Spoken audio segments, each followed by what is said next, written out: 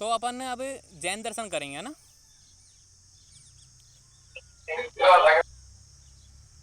क्या बोल रहे हो बच्चों? Yes sir. हाँ सारे आगे होंगे मुझे पता है। हाँ आ गए, सारे आ गए। देखो सिंपल सी बात ये थी कि कर्म पे ध्यान दो, मैं तो ये बोलना चाह रहा था आपसे। तो जैन दर्शन ये क्या बोलता है? अनेकाद्वांत और शहादवाद, इसी का नाम है अनेकावांत का शहादवाद। ठीक है, एक ही बात है, मतलब डैश में एक ही बात है। ठीक है, कभी कभी इस नाम से आ जाता है, कभी कभी ये आ जाता है। अनेक एकांतवाद या शहादवाद एक ही बात है। प्रवर्तक कौन थे? वर्धमान महावीर। महावीर जैन, जो जैन मंदिर आपने देखा है ना, देलवाड़ा का जैन मंदिर, कौन कौन गया है देलवाड़ा के जैन मंदिर पे? कोई स्टूडेंट है क्या जैनों का यहाँ पे अपनी क्लास में? कोई नहीं है, कोई बात नहीं। मैं खुद गया था घूमने, बहुत अच्छा मंदिर है, कभी मौका मिले तो आपको जाना है। मतलब देलवाड़ा का जैन मंदिर है माउंट आबू में, बहुत अच्छी जगह है ना घूमने की, बहुत अच्छी बारीकी कलाकारी है वहाँ पे, मतलब मंदिर देखने लायक है। तो जो जैन दर्शन थे वो के प्रवर्तक कौन थे? वर्धमान महावीर, मतलब भगवान महावीर। ठीक है, अब ये क्या करते थे, जो आजकल चलती है ना कि गुरु परंपरा, ये ईश्वर को ना मान के ईश्वर के नाम को मानते थे। और जैसे अपन बोलते हैं ना गुरु, जैसे कि आजकल गुरु परंपरा ज़्यादा चल रही है, जैसे कि हम भगवान को नहीं मानते, हम गुरु को मानते हैं। जैसे कि उनमें भी मैं एक हूँ, है ना। जैसे कि हम भगवान को नहीं मानते, हम गुरु को मानते हैं। ठीक है, उनमें से एक मैं भी हूँ। तो ऐसे ही ये उस संप्रदाय से आते हैं कि इन्होंने ज्ञान प्राप्त किया, ज्ञान प्राप्त करने के बाद में इन्होंने समाज को एक कल्याण के मार्ग की ओर ले गए। फिर लोगों ने इन्हीं को भगवान का दर्जा दे दिया कि यही भगवान है हमारे लिए। ये दो अनुमान को, दो प्रमाण मानते हैं, प्रत्यक्ष और अनुमान। तो ये थोड़ा आगे है। किस तरीके से? इन्होंने प्रत्यक्ष को तो माना ही, अनुमान को भी मानते हैं। मतलब ये अनुभव वाली चीज़ों को भी, ये महसूस करने वाली चीज़ों को भी अपने महत्व देते हैं अपने ज्ञान में। ठीक है, द्रव्य कितने मानते हैं? 6। कौन कौन से? वही 6, द्रव्य, गुण, कर्म, सामान्य, विशेष, समवाय, वो होते हैं 6। पदार्थ कौन से मानते हैं? 7। 7 कौन कौन से? द्रव्य, गुण, कर्म, सामान्य, विशेष, समवाय, 6, और एक 7वां अभाव। ठीक है, 7वां अभाव। अब आप बोलोगे द्रव्य में भी वही 6 हैं, पदार्थ में भी वही 6 हैं, तो भाई बात एक ही है। ठीक है, क्योंकि जब द्रव्य के अनुसार देखते हैं तो वो भी 6 आते हैं, क्योंकि वो द्रव्य हैं एक तरीके से। जब पदार्थ की बात है तो वो पदार्थी हैं। ठीक है, तो घबराने की ज़रूरत नहीं है, यही दोनों जगह इंक्लूड होते हैं।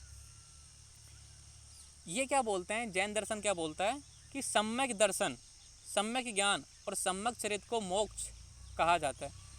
ये क्या बोलता है कि भाई जीते जी आपको मोक्ष प्राप्त किया जा सकता है। कैसे? आपको सम्यक दर्शन, अच्छी नॉलेज हो, अच्छा ज्ञान हो, और आपकी जो इंद्रियां हैं, दर्शन का मीनिंग क्या है? दृष्टे अनिनय इति दर्शनम, जो आपको सोचने, समझने, परखने की शक्ति दे, वास्तविकता की, वो होता है दर्शन। तो मतलब वास्तविक जो आपको सोचा जाए, समझा जाए, क्यों जन्म हुआ है, क्या काम है, क्या कर्तव्य है, वो सारी चीज़ें आपको पता हो। सम्यक नॉलेज हो आपके क्षेत्र में, आपके फील्ड में, और आपका चरित्र अच्छा हो। चरित्र का मतलब होता है कि एक तरीके से आपका जो मानसिक बैलेंस है, आपकी विकृत सोच ना हो। अब विकृत सोच में सारी चीज़ आ गई।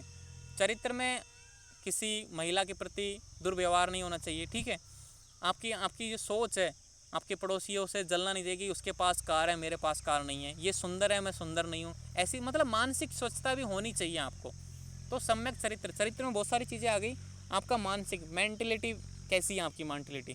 ठीक है, को अगर ये सब ठीक है, आपको सम्यक दर्शन है, सम्यक ज्ञान है, सम्यक चरित्र है, तो आपको मोक्ष खा जाता है। मतलब आप जीते जी मोक्ष जियोगे, आपको फिर कोई चीज़ की कमी नहीं रहेगी, आप हमेशा ऐसे लगेगी आप मोक्ष में हो, आपका मन शांत रहेगा। मोक्ष क्या है? मोक्ष यानी मन की शांति, सुख दुखों से निर्वर्त होना मोक्ष है। मोक्ष का मतलब यही हो भाई, सारे दुखों से मुक्ति मिल गई। अगर आपके पास अच्छा दर्शन है, अच्छा नॉलेज है और अच्छा चरित्र है, आपको ना किसी की भोगाभिलाषा है, ना कोई कार चाहिए, ना कोई गाड़ी बंगला चाहिए, ना कोई अच्छे कपड़े चाहिए, गुच्ची वाले कपड़े, ब्रांडेड कपड़े, वो नहीं चाहिए, तो आप वैसे ही सुखी हो, तो इसी को तो मोक्ष बोला है। तो ये बोलता है जैन दर्शन, क्या बोलता है कि सम्यक दर्शन, सम्यक ज्ञान, सम्यक चरित्र को मोक्ष खाए। और ये बात अच्छी भी है, ठीक है, आपकी इच्छाएं लिमिटेशन है, आप सब कुछ तरीके से ठीक हो, आपको कोई दुख नहीं है, तो एक तरीके से मोक्ष ही है। बोलते हैं ना, जीते जी नरक है और जीते जी स्वर्ग है। मतलब जीते जीते ही मतलब आप नरक का दुख भोग लोगे अगर गलत काम किया, तो आपको कोई बीमारी हो जाएगी, या आप दुखी रह के मरोगे, या फिर आप यहाँ पे मतलब अपने बच्चों के साथ, अपनी फैमिली के साथ अच्छा व्यवहार, अपने समाज में, अपने देश में एक अच्छा नाम सम्मान के साथ अच्छे से जियोगे, कोई प्रकार का दुख नहीं होगा, वही मोक्ष है एक तरीके से। और ये बात से मैं एग्री करता हूँ। जैन दर्शन मतानुसार जगत अनादिकाल से प्रचलित है और अनंत काल तक चलता रहेगा। जो जैन दर्शन है ना, वो क्या बोलता है भाई, ये संसार जो चल रहा है ना, अनादिकाल, मतलब कोई और नहीं है, इसका कब शुरू हुआ किसी को पता नहीं, बस ये चल रहा है और आगे भी चलता रहेगा। हम जैसे आए थे आते रहेंगे, आप आए हो, आप आओगे, आप मर जाओगे, उसके बाद में आपकी पीढ़ी आएंगी, मतलब ये चलता रहेगा, कभी समाप्त नहीं होगा। बोलते हैं ना कि भाई पृथ्वी समाप्त हो जाएगी, ये नष्ट हो जाएंगे सब कुछ, ये जैन दर्शन ऐसा नहीं मानता कि ये अनादिकाल है, वो चलता ही आ रहा है और चलता ही जाएगा, कभी समाप्त नहीं होगा, ये ऐसे बोलते हैं जैन दर्शन। और ये स्यादवाद को मानता है, मतलब अनेकातवाद को मानता है। ठीक है, अनेकावाद, अब ये क्या बवाल है, ये कौन सी बात है, अनेकांतवाद। ठीक है, इसका मीनिंग समझो आप। अनेकांतवाद कौन बताएगा मेरे को इसका मीनिंग अपनी क्लास में से, कोई भी एक बच्चा, किसी को पता है इसके बारे में? अनेकांतवाद कोई तो बोलो। श्रमिष्ठा। सर हाँ बोलिए। इसका मीनिंग बताओ। सर अनेकांतवाद मतलब बहुत ऑप्शंस का, बहुत ऑप्शंस नहीं है, मतलब विदाउट मेनी ऑप्शंस। ओके, और ये पलक कौन, अभी पलक बोलने वाली थी, कोई दूसरा बच्चा बोलेगा? देखो एग्जैक्टली तो देखो मुझे भी नहीं पता, इन्फिनिटी मैं, सर, हाँ बोलो, कौन बोल रहा है? अब तो आप बोलो। Infinity time. इन्फिनिटी टाइम, ठीक है। देखो अब मैं बताता हूँ आपको, जो ये वर्ड है ना, मैंने क्या बताया था आपको, कोई चीज़ समझ नहीं आती, ठीक है, जैसे आयुर्वेदा में बहुत सारी चीज़ें अपन मॉडर्न से कोरिलेट करके कोई समझते हैं कोई चीज़ को, है ना, कि इसका मीनिंग ये समझ सकते हैं अपन, आचार्य ने ऐसा बोला होगा। अब जब मैं इस बुक पढ़ रहा था तो मुझे इसका अनेकावाद का मीनिंग वहाँ पे नहीं मिला, ठीक है, लेकिन अब अपन क्या कर सकते हैं, इसको समझ सकते हैं किस तरीके से। अनेकांतवाद, अनेकांतवाद मतलब विभिन्न, जैसे श्रीमिष्ठा ने बताया, कोई ऑप्शन नहीं है आपके पास, एक ही ऑप्शन है, सम्यक दर्शन, सम्यक ज्ञान, सम्यक चरित्र से आप मोक्ष की प्राप्ति कर सकते हो, ठीक है। और ये आप यही बोल सकते हो अनेकांतवाद, कहने का मतलब ये है, आप विभिन्न विभिन्न रास्तों से कैसे भी करके आप जाइए, काम कीजिए, और लास्ट में मोक्ष, मतलब दर्शनों का मुख्य उद्देश्य क्या है, दुखों की निवृत्ति तो है, ठीक है, दुखों की निवृत्ति मतलब दुखों का समापन। आपको विभिन्न रास्तों के माध्यम से जानना पड़ेगा, लास्ट में कहाँ पे पहुँचोगे, मोक्ष के मार्ग पे, मतलब दुखों का नाश होना, दुखों का समूल नष्ट हो जाना, ठीक है। तो आप इसको ऐसे समझो कि अनेकावाद यानी कि क्या, कि आप किसी एक बेस को फंडामेंटल बना के, किसी एक चीज़ को काम करके, और आप लास्ट में विभिन्न तरीक़ों से पहुँच के आप दुखों से मुक्त हो सकते हो, ठीक है। जैसे कि अपने धर्म अर्थ काम मोक्ष हैं, पहले अपना धर्म कर लो, अपना काम कर लो, मतलब धर्म करने से अपना कर्तव्य हो गया, फिर अपना अर्थ यानी पैसा कमा लिया, काम कर लिया, फिर मोक्ष, मोक्ष यानी दुखों से निवृत्ति। तो आप कैसे भी रास्ते अपनाओ, विभिन्न रास्ते अपनाओ, लेकिन लास्ट में मोक्ष पे ही जाओगे। और इस जो वर्ड है, स्यादवाद को मानते हैं, अनेकावाद को मानता है, इस पर मैं अभी रिसर्च करूँगा, क्योंकि मुझे जो मेरी बुक है उसमें तो मुझे मिला नहीं, लेकिन और जो कोई बुक मिलेगी, मुझे कोई बच्चा भेजेगा, तो मैं उस पर और डिटेल करके आपको मैं बताऊँगा नेक्स्ट क्लास में। क्लियर ये बात? ठीक है। देखो मैं कुछ गलत नहीं बताना चाहता आपको, कुछ वर्ड्स होते हैं क्योंकि मैं भी तो अभी पढ़ ही रहा हूँ ना, और कोई परफेक्ट नहीं होता, ठीक है। तो इस वर्ड पे अपन गोला मार लेते हैं, ये स्यादवाद पे, और अपन इसको नेक्स्ट क्लास में जब भी मेरे को कहीं मिलेगा, क्योंकि अभी मैं क्या घर पे हूँ, बुक है नहीं मेरे पास, जो लास्ट ईयर का ज्ञान है उसी के अनुसार चल रहा हूँ मैं तो। क्लियर है बात? किसी कोई प्रॉब्लम अब? No sir. ठीक है, अपन डिस्कस कर लेंगे इसको नेक्स्ट क्लास में, कोई टेंशन नहीं है, और समझ लेंगे, क्योंकि मेरे पास अब बुक होती तो मैं आपको बता देता, क्योंकि बुक है नहीं मेरे पास, क्योंकि बाकी ओनली जो है पिछले साल के अनुसार ही चल रहा हूँ मैं भी। बौद्ध दर्शन, या फिर मुझे लास्ट ईयर का वीडियो देखना पड़ेगा कि मैंने उस समय क्या बताया था, उसमें कुछ ना कुछ तो बताया होगा। बौद्ध दर्शन देखते हैं अब, जो लास्ट दर्शन है अपना नास्तिक। प्रवर्तक कौन है? गौतम बुद्ध। गौतम बुद्ध को तो सभी जानते हैं, ठीक है, नाम सुना आपने। प्रमाण कौन कौन से मानता है ये? प्रत्यक्ष अनुमान, क्लियर बात है। जगत को प्रत्यय समुदाय पर आश्रित मानता है, अर्थात अब देखो इसका जो मीनिंग है अर्थात आगे बता दिया। अर्थात जगत अपने कारणों अचेतन द्रव्यों के स्वभाव अनुसार चलता रहता है, वह किसी चेतन की अपेक्षा नहीं करता। अचेतन द्रव कौन कौन से हैं? कौन बताएगा अचेतन द्रव?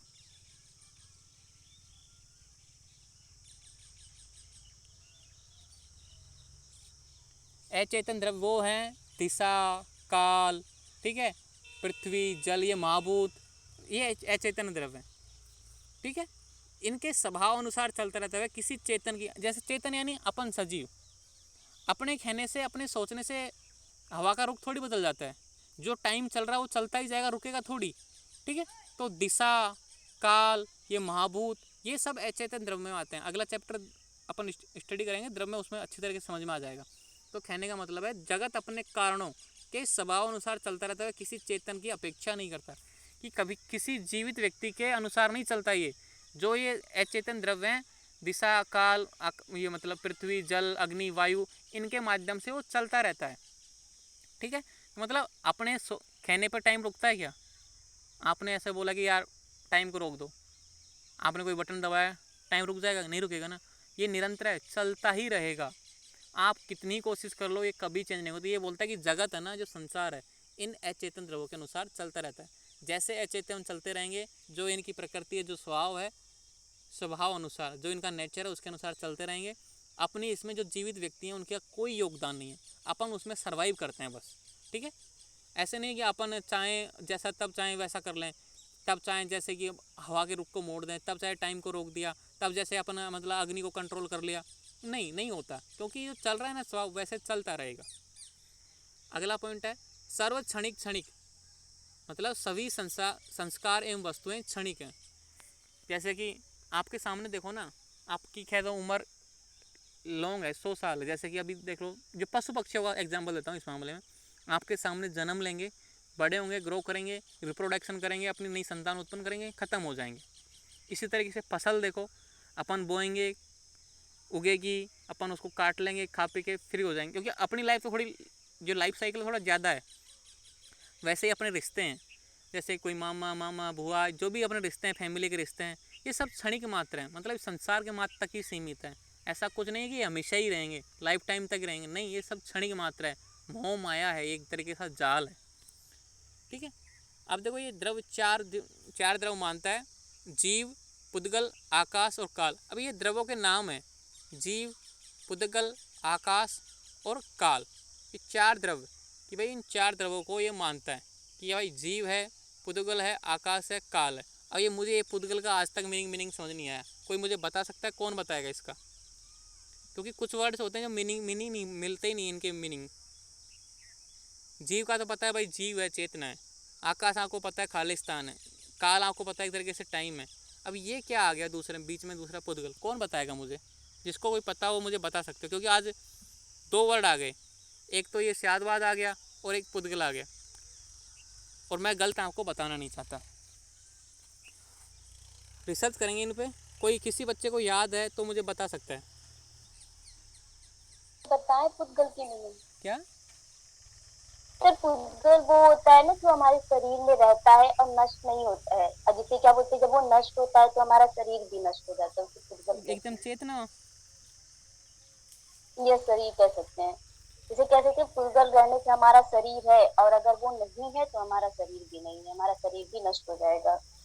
हाँ, ये बात मुझे अच्छी लगी, क्योंकि देखो आकाश कभी नष्ट नहीं होता, काल कभी नष्ट नहीं होता, जीव कभी नष्ट नहीं होता। सर उसको द्रव्य में माना गया है। हाँ सर पुद्गल को द्रव्य में माना गया है। हाँ, द्रव्य माना गया। तो द्रव्य 4 द्रव्य माने इसने, कौन से? बौद्ध दर्शन ने। तभी तो मैं बता रहा हूँ, जो चीज़ मुझे ऐसे ऑथेंटिक नहीं लगती ना, जो समझ से नहीं आती, तो मैं उस पर कुछ बोलना नहीं चाहता। अब मैं अपने हिसाब से जैसे सिद्ध कर, पुद्गल को आत्मा कह सकते हैं आत्मा से। आत्मा कह सकते हैं, हाँ जी सर। ये सर करेक्ट बात। अनेकांतवाद का भी तो कह सकते हैं कि अनेकांतवाद है, जैसे कि कोई भी चीज हमें अगर पता नहीं होती, जैसे कि जैन दर्शन है तो ये तो किसी मानता नहीं था, ये तो नास्तिक था।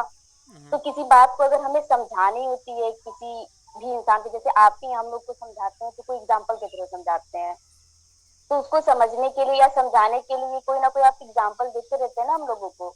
तो आपको आयुर्वेद का तो ज्ञान है, हमें आपको हाँ अभी आपको देखो, पता है आयुर्वेद क्लियर का क्लियर ज्ञान। देखो, अभी मैंने गूगल किया है यस। पुद्गल मीनिंग इन हिंदी, तो इसमें आया कि कोई ऐसा पदार्थ जिसमें रूप रस स्पर्श शब्द गंध आदि हो, ठीक है। और जो बौद्ध दर्शन है, ठीक है, जैन शास्त्र तो ऐसा बोलता है, जैन शास्त्र तो ऐसा बोलता है कि भाई जिसमें शब्द स्पर्श रूप रस गंध हो ना। और जो बौद्ध है, जो बौद्ध दर्शन है जो अपन इस समय स्टडी कर रहे हैं, वो बोलता है देह शरीर आत्मा, मतलब आत्मा से अपन इसको कंसिडर कर सकते हैं। क्लियर बात आपने बता ही दिया, और यहाँ भी मुझे मिल गया। देखो अलग अलग शास्त्र ने अलग अलग मीनिंग बताया। यहाँ पे मैं गूगल खोल के बैठा हूँ तो इसमें बताया जैन शास्त्र में पुद्गल का मीनिंग है कि जिसमें रूप रस शब्द स्पर्श गंध शब्द आदि हो। तो ये क्या होता है, एक तरीके से बॉडी हो गया, ठीक है, शरीर हो गया। और बौद्ध दर्शन में भी यही बताया है, शरीर बोल दो, देह बोल दो, बदन बोल दो या आत्मा बोल दो, एक ही बात है। यहाँ पे पुद्गल का मीनिंग हो गया आत्मा, करेक्ट बात। चलो ये डाउट तो क्लियर हुआ। तो जीव हो गई, आत्मा हो गई, आकाश हो गया, काल हो गया, ये चार द्रव्यों को ये मानता है। अब इसके चार संप्रदाय हैं, ये बौद्ध दर्शन है ना। अब संप्रदाय किसे बोलते हैं, मतलब ब्रांच है इसकी चार, जो सत्ता को अलग अलग दृष्टिकोण से मानते हैं। जैसे कि एक गुरु है, ठीक है, गुरु के चार बेटे बन गए।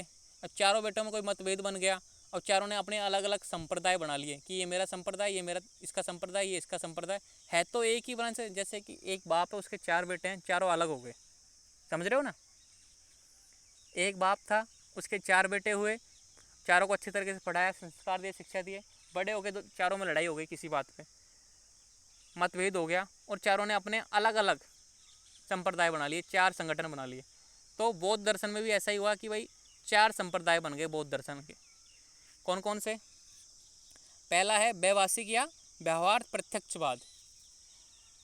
ये क्या बोलता है, जो मतलब एग्जाम्पल मान लो कि ये बड़ा बेटा है, ठीक है, तो ये बड़ा बेटा क्या बोलता है कि बाह्य पदार्थों को ही प्रत्यक्ष मानता है, ठीक है। जो बाह्य है, जो अपन को दिख रहा है ना, वही प्रत्यक्ष है, आंतरिक चीज़ों को ये मानता ही नहीं है। जो अपन को दिखता नहीं है, जो अनुभव करने वाली बातें हैं, जैसे यहाँ पे देखो अनुमान वाला प्रमाण है ना, तो ये बोलता है कि नहीं ऐसा कुछ नहीं होता, जो चीज़ दिख रहा है ना वही है। ये बड़े बेटे की बात है, इसका नाम दे दिया वैभाषिक या बाह्यार्थ प्रत्यक्षवाद। पुद्गल का मीनिंग समझ में आ गया ना, आत्मा। मैं लिख दूंगा, इसको अपडेट कर दूंगा ताकि आपको कोई परेशानी ना हो। फिर दूसरा क्या है, सैद्धांतिक या बाह्यार्थ अनुमेयवाद। अब देखो थोड़ा डिफिकल्ट वर्ड है, ये आएगा नहीं, थोड़ा मैंने लिख दिया क्योंकि अपन चार संप्रदाय लिख के मैं छोड़ देता हूँ वहाँ पे, क्योंकि ऐसे नास्तिक दर्शन डिटेल में है नहीं, लेकिन फिर भी आप पूछते कि चार दर्शन कौन से हैं, तो मैंने इसको यहाँ मेंशन कर दिया। ये क्या बोलता है कि बाह्य व आंतरिक ज्ञान दोनों प्रकार की सत्ता, मतलब ये दोनों मानता है कि बाह्य जो प्रत्यक्ष होता है वो भी, और जो नहीं होता, ठीक है, प्रत्यक्ष नहीं होता, उनको भी ये मानता है। मतलब दोनों प्रकार की सत्ता को मानता है, बाह्य और आंतरिक। योगाचार या विज्ञानवाद, तीसरा जो बेटा था, मतलब तीसरा जो संप्रदाय है, वो क्या बोलता है, बाह्य भौतिक जगत को नित्यांत या मिथ्या स्वीकार कर चित्त को ही एकमात्र सत्य पदार्थ मानता है। ये बोलता है कि जो अपन को आसपास दिख रहा है भौतिक जगत, मकान, गाड़ी, कपड़े, ये जितनी भी सारी चीज़ें मतलब भोग विलास की साधन की, उनको झूठ मानकर, मिथ्या, ये सब झूठ है, बेकार है, कोई मतलब नहीं इनमें, कर चित्त यानी मन को ही एकमात्र, जो अपना मन है ना उसको कंट्रोल कर लो, यही सत्य है। अब ये अच्छी बात बोली, थोड़ा सोच समझ के देखो, अगर मन को ही आपने कंट्रोल कर लिया ना, मन ही तो है जो आपको बहुत कुछ करवा देता है। मन बहुत चंचल चीज़ है, आपको मतलब मन किसी से द्वेष कराता है, मन कराता है, ठीक है, किसी से जलन उत्पन्न कराता है, मन कराता है। आपको अच्छा खाना है, चंचल है आपकी, मतलब कुछ भी ऐसी चीज़ें, जैसे मैं यहाँ पे बैठा बैठा आपको पढ़ा रहा हूँ, मैं सोचूंगा कि यार मुझे पकोड़े खाने जाके यहाँ से, अब मन है फटा मैं यहाँ पे रहा हूँ, लेकिन सोच मैं घर की रहा हूँ कि मैं घर जाके पकोड़े खाऊंगा। ये मन की बात है, क्योंकि मन चंचल है। तब मन ये बोलता है कि बाह्य भौतिक जगत को नित्यांत मिथ्या स्वीकार कर चित्त को ही एकमात्र सत्य पदार्थ मानता है। और ये बात अच्छी भी है क्योंकि ये सब झूठ है। आप मन को कंट्रोल कर लो तो वही सब कुछ सत्य है, फिर वही सब कुछ ठीक है। तो योगाचार या ये विज्ञानवाद है। फिर फोर्थ है माध्यमिक या शून्यवाद। बाह्य तथा अंतर सभी विषय असत्य है। ये क्या बोलता है लास्ट वाला शून्यवाद? क्या बोलता है? चाहे बाहर से दिखो चाहे अपन अनुभव से, सब झूठ है, सब शून्य है, जीरो है। यह संसार शून्य है, कुछ नहीं है इस संसार में, बस एक पिंड है, इसमें आकाश वायु अग्नि जल पृथ्वी हैं, और शून्य ही परमार्थ सत्य है।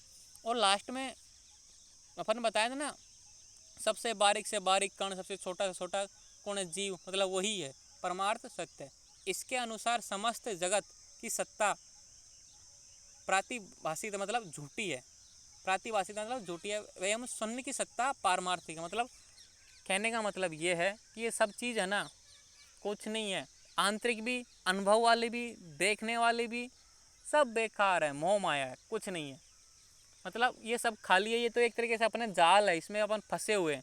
आप ऐसे समझो कि ये सब नहीं है, कुछ नहीं है, अपने शरीर को त्याग दो, नष्ट कर दो, बस भगवान की भक्ति में लग जाओ और मोक्ष की प्राप्ति करो। ये एवं शून्य की सत्ता पारमार्थिक है। मतलब कहने का मतलब कि लास्ट में जाके ये बोलता है शून्य की सत्ता पारमार्थिक है, मतलब लास्ट में ये सब शून्य हो जाएगा। कहने का मतलब ये है कि ये कहीं बाद में ये आप जैसे ही मर जाओगे, खत्म हो जाओगे, ये आपकी नष्ट हो जाएगा। बौद्ध मत अनुसार संसार दुखमय है, किंतु इस दुख की निवृत्ति मोक्ष अवस्था में ही संभव है। अब देखो, ये बहुत इंपॉर्टेंट लाइन है, आपके जीवन का रहस्य बताएगी कि बौद्ध मत अनुसार संसार दुखमय है। ये बात तो सही है कि भाई दर्शनों की उत्पत्ति क्यों हुई? वही संसार दुखमय था, तो उनको दुखों को दूर करने के लिए हुई। किंतु इस दुख की निवृत्ति अब तो बौद्ध धर्म बोलता है कि मोक्ष से हो सकती है। अब आप बताओ कि मोक्ष कैसे लेना चाहते हो? जीते जी मोक्ष लेना चाहते हो या मरने के बाद मोक्ष लेना चाहते हो? जीते जी। जो जीते जी सर। मोक्ष लेना चाहते हो तो इसका नॉलेज कहाँ पे बताया था?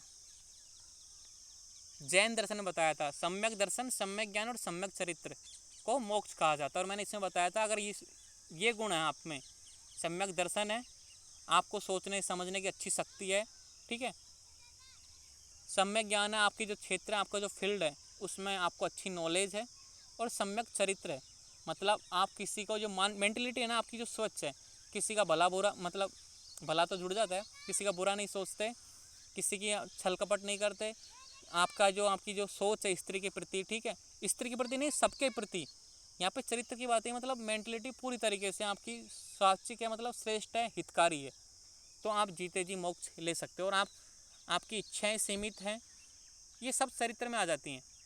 चरित्र मतलब चरित्र में आपकी सब कुछ आ जाते हैं। अगर ये सब कर सकते हो आप, तो आपको जीते जी मोक्ष मिल जाएगा और आपको दुख नहीं होगा। तो दर्शन की मुख्य उद्देश्य यही था कि आपको जीते जी मोक्ष प्राप्ति दिलाना। मरने के बाद तो आपने देखा नहीं, मैंने नहीं देखा, वो तो किसको पता, क्योंकि वापस तो आया नहीं कोई बताने के लिए। ये होता है भाई कि लिखो मैं देखो मर के आ गया, मुझे ये हुआ वहाँ पे, किसको पता है क्या? तो मुझे यही अच्छा लगा कि सम्यक दर्शन रखो, सम्यक चरित्र रखो, सम्यक ज्ञान रखो, सब ठीक रहो, किसी का सबका भला, मतलब ऐसा नहीं कि यार इसका नुकसान हो जाए, इसका भला हो जाए, मतलब अपनी तरफ से पूरी कोशिश करो कि आप हमेशा मतलब ऐसे नहीं कि यार अपने को नुकसान पहुंचा। बहुत से व्यक्ति ना सामने को खुश करने के चक्कर में अपन खुद का नुकसान कर बैठते हैं। इतना भी इम्प्रेस मत करो किसी को कि खुद के पैर कटवाने पड़ जाएं।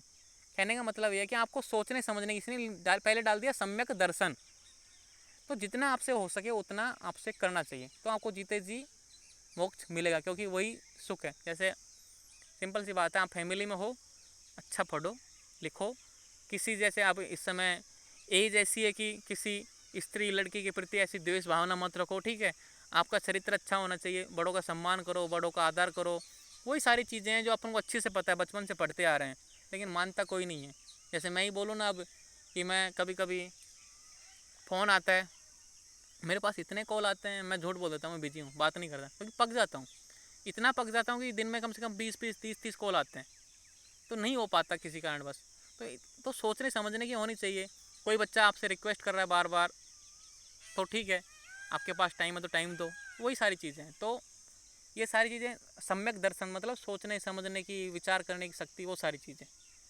तो ये दर्शन स्टार्ट पूरे हो गए यहाँ पे, पूरे आपके 6 तो आस्तिक दर्शन और 3 नास्तिक दर्शन। अपना एक डाउट रह गया आज की क्लास का, कौन सा है ये? अनेकादवाद और शादवाद। इसको मैं कल की क्लास में क्लियर कर दूंगा। और कोई डाउट हो तो मुझसे पूछ लो। कोई डाउट है? सर हाँ बोलो। जो सर ये जितने भी बताए हैं ये भी एकांतवाद ये सभी इतने ही सफिशिएंट है क्या सिलेबस में? इतने ही है? बुक में तो बहुत ज्यादा दे रखा है इनके बारे बुक में तो इतना दे रखा है कि तुम कभी पढ़ नहीं सकते। ये एग्जाम के हिसाब से, और ये सफिशिएंट है फुल मार्क के लिए। ऐसे भी नहीं है कि छोटे क्वेश्चनों के लिए। अगर आपका 10 नंबर का क्वेश्चन भी आया ना, जी सर। आप ऐसे भी लिख के आओगे ना जैसा मैंने लिख रखा है डिट्टो, वो बेस्ट है। इससे ज़्यादा आप लिख भी नहीं सकते। ठीक है? सर इतना सारा याद नहीं हो रहा हो भाई सब। कोई ना, आप इतना याद कर लो। देखो पहले इतना याद कर लो, अगर फिर बाद में आपको टाइम मिले तो एक बार ठीक बुक है की रीडिंग मार लेना। ठीक है? जी okay, okay sir, thank you. Thank you. अब ऐसे ही क्लासें होया करेंगी। एक बार बीच में आपको आउट होकर दोबारा ज्वाइन होना पड़ेगा अपन ना, धीरे धीरे ना टाइम बढ़ाएंगे अपन क्लास का ना। अष्टांगी में भी ऐसे ही करेंगे, पदार्थ में वैसे ही करेंगे। ओके बच्चों, Yes, okay sir. Sir. Thank you. Thank you, sir.